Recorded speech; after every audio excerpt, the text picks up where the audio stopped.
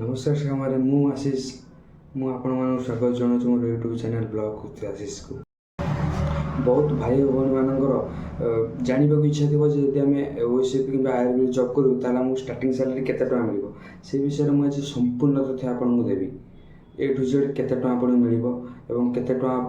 In hand salary fast मास ही पाइबे। तो बंधु ओएसएपी आयुर्वेद बेसिक पे हूँ 21,700 रुपीज से बेसिकटा बेसिक आम 53% डीए चलती ओडिशा गवर्नमेंट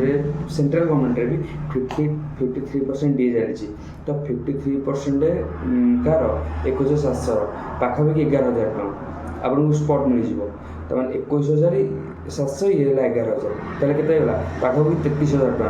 जो बहुत प्रकार अलाउंसेस अच्छे आप खाकी अलाउंसेस मिल साइकेल अलाउंसेस एचआरए मिल आपको 8% भाया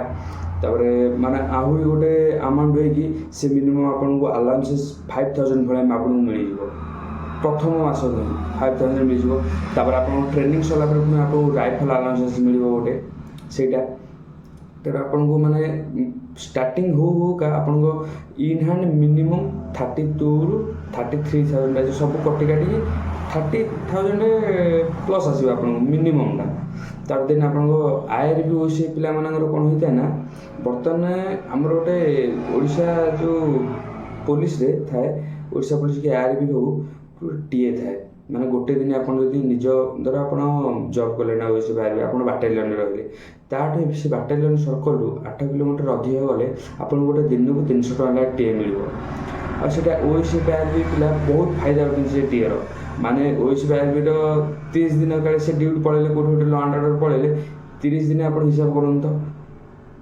माने 300 टका गोटे टी 10 दिन गला 3,000 मासू गला 9,000 टका 9,000 टका आप टीए पाइबे। आप मास ड्यूटी कले ना 9,000 टका एक्सट्रा पाइबे तुम भाभी नियंतु केते टका आप सालारी इन हैंड आपंकर 40,000 आसो ही आसो मासू किसी टेंशन ही नहीं से तो मुझे एति कही रोचे प्लीज मो चैनल को सब्सक्राइब करेंगे और मत सपोर्ट करेंगे।